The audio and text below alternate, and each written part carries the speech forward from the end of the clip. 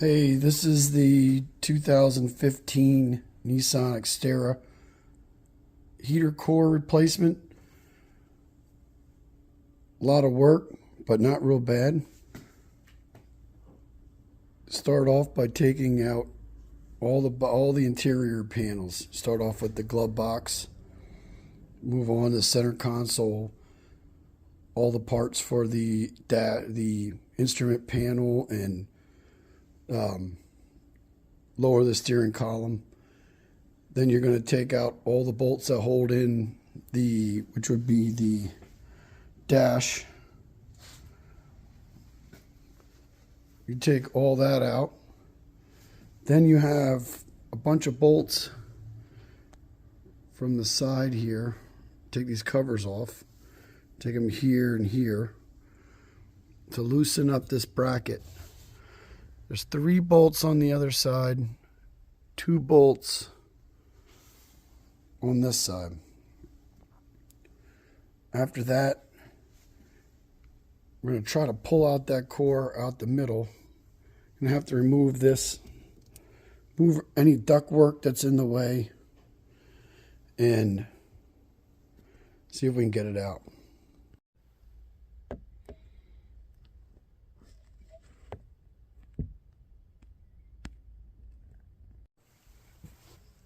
So I pulled out the heater core, which is inside here. And then you have these hoses which connect. There's little clips. There's little plastic clips that will connect them together with O-rings. With O-rings on the inside. So I took, when it's out, here's the part with the O-rings on them that goes inside of those pipes. In order to get those pipes out, you have to take this whole entire box out, which what I'm trying not to do is have to replace in order to get that out, you have to take the AC lines out from the engine bay. And I don't want to do that. But I think this was the source of my leak from the get-go. The O-rings were all bad and they're no good anymore. And that's what caused my leak. I'm going to replace the heater core anyway because I already have one. But I really just think it was just the O-rings.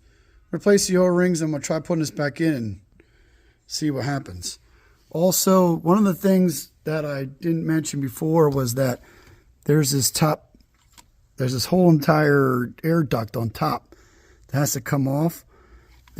Could not find the bolts originally. There's 2 bolts right on the side down here, and there's 1 on each side. And once you get those off, you take that whole top off and you can get to the whole top of the heater core. But other than that, it's just taken off and moving. I moved this, was able to loosen up as much stuff as I could to pull this back. There's bolt holes everywhere. Just find anything that has a bolt hole, that has a bolt attaching it. Look down the metal, look all around, and you'll see wherever it attaches, and remove that. And you can just move this back. I've moved back, pulled back, so I can do that. Also, the wire, the main wire in the top, I loosened up all the connectors that were holding it together so I can move it back. But we'll see how this goes. After some working, I was able to get the heater hoses moved back far enough that I could put a lot of O-ring lube and put the new O-rings on and get them to go in clean and then push them in. But I had to really finagle these pipes to get them back into the firewall as far as possible in the engine bay, so you can slide them in real nice and get them in clean. Make sure they go in good. But if they don't go in clean, that O-ring could slip inside there and you cause a problem. It looks like it went in pretty clean. Put the clamps on and then we'll see what happens. Here it is with the clips on. I just put the clips from the new one on. And hopefully, pray no leaks. I think the original cause was the O-rings. And the heater core is fine the way the other one looks. The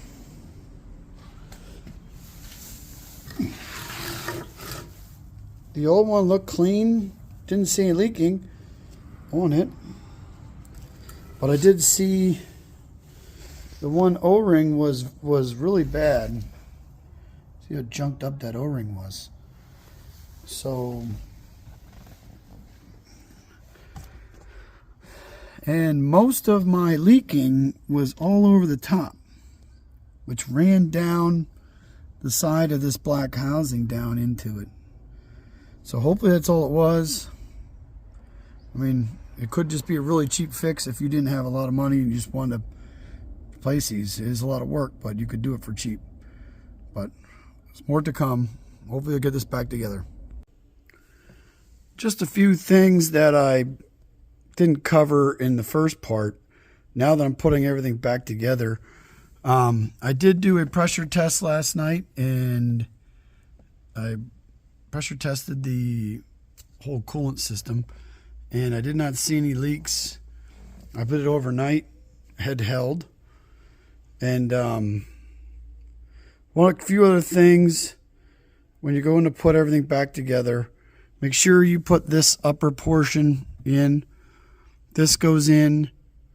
There's 2 bolts on the side, bolts in the front that hold it in. You have to make sure you put this back in. There is 4 screws for that. 2, 3, 4. So when you're taking this in reverse, this can only come out. This portion here can only come out if you have this whole bracket pulled out, the metal pulled out. So, sorry for the shaky video. When you're taking this, putting this back in, make sure that these tubes are in their ductwork properly. Also, this bolt here, there's a screw here that holds this on. Make sure that you do that before you push back the metal. Then there's a few other bolts that go back that hold this bracket on. This bracket, everything that goes around this bracket has to be removed when you're taking it off. There is the 3 bolts. There's 2 bolts over here. There, on the other end, there's 3 bolts on that end. When you're going to come in, you're going to pull this off. You don't really have to, but it helps you get in here. In here, there's a bolt. There's a bolt back here. I don't know if you can see it, but there's a bolt behind here for the air box, for this whole entire big air box here. There's a screw here. There's another bolt here. Another bolt here.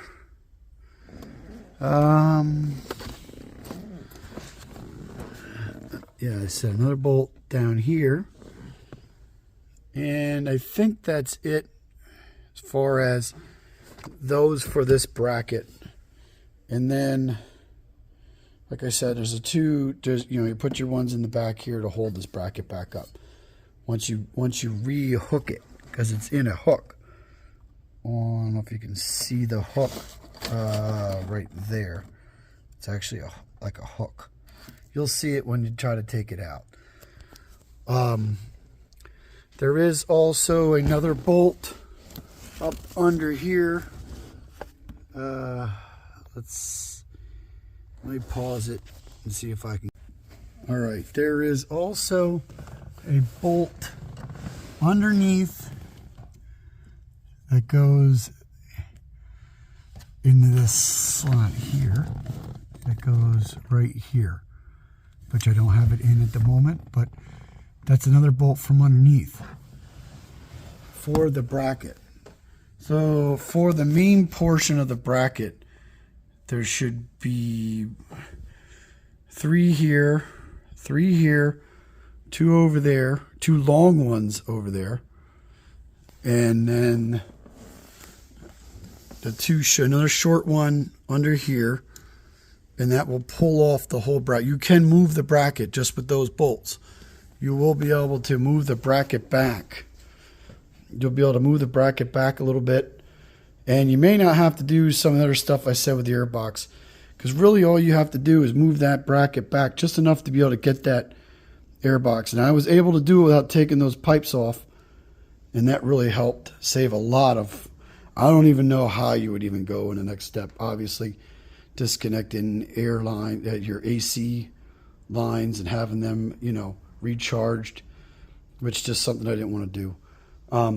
Now after that, so I'm going to put all the bolts back in, and then start. I think it would be the dash next. So, but this would be similar to the reverse when you're trying to take it off, when you're trying to get to it. So I did not show that first part of that video, first part, me taking it apart, but maybe putting it back together. I also got a little more clarity now that I've taken it apart. So, all right. I also forgot to mention that there are 2 bolts on each side, here and here, that have to get put in.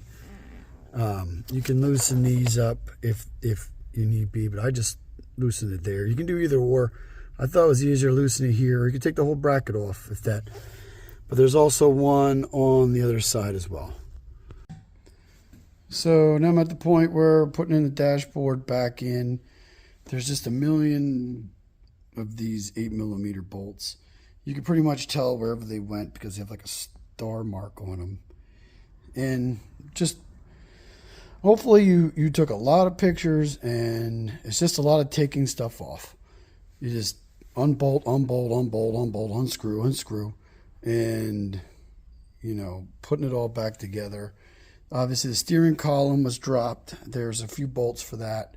Pop that back up. That really isn't a big deal. We're going to put all the body panels on. I'm going to fill up the coolant and check for leaks, and hopefully this goes for best. Hopefully this helped anybody, because there is not a lot of information out here on this. And I know a lot of people have done it, and they've made these things for a long time. So maybe I can help somebody else. Yeah, that's it. Thanks.